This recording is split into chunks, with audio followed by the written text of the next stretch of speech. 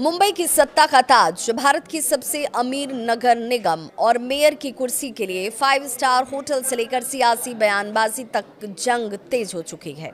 BMC चुनाव के नतीजे आ चुके हैं। बीजेपी सबसे बड़ी पार्टी बन चुकी है, लेकिन सवाल अब भी वही है, मुंबई का अगला मेयर कौन होगा। नमस्कार, मैं आपके साथ विभा उपाध्याय और आप देख रहे हैं न्यूज 18 बिहार झारखंड का डिजिटल प्लेटफॉर्म।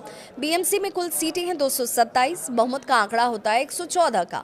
बीजेपी 89 सीटें लेकर आती है, शिंदे गुट शिवसेना 29 सीटें, सत्ताधारी गठबंधन का कुल सीटों की संख्या जो है 118 हो जाती है, यानी बहुमत से सिर्फ 4 सीट ज्यादा।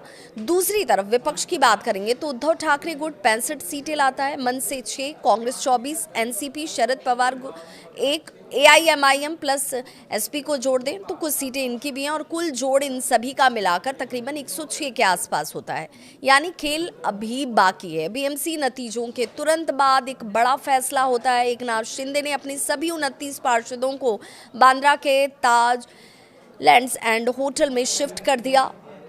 क्यों किया? क्योंकि डर है कि पाला बदल न लें ये लोग। आखिरी वक्त में टूट का भी डर है और बीएमसी हाथ से कहीं निकलने न जाए, इसकी भी कहीं चिंता सता रही है। सूत्र ये कहते हैं कि पार्षदों को 3 दिन तक होटल में रखा जाएगा ताकि कोई खरीद फरोख्त ना हो पाए। उद्धव ठाकरे ने क्या कहा है वो भी जान लीजिए। भले ही बीएमसी हमारे हाथ से निकल गई हो, लेकिन मुंबई में शिवसेना यूबीटी का मेयर मेरा सपना है। अगर भगवान ने चाहा तो ये सपना सच होगा। बस यहीं से शिंदे कैंप में खलबली मच गई। अब सियासत का अगला मोर्चा 2.5 साल का फॉर्मूला यही बचता है। शिंदे गुट क्या चाहता है?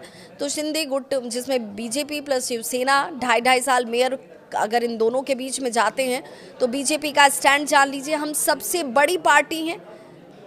मुख्यमंत्री देवेंद्र फडणवीस ने यह साफ कहा कि मेयर के नाम पर पहले शिवसेना से चर्चा होगी और फिर फैसला लिया जाएगा।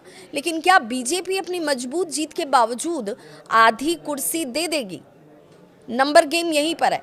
कहां पलट सकता है पूरा का पूरा खेल वो समझिए। अगर शिंदे गुट के 15 से 20 पार्षद टूटते हैं तो क्या होगा?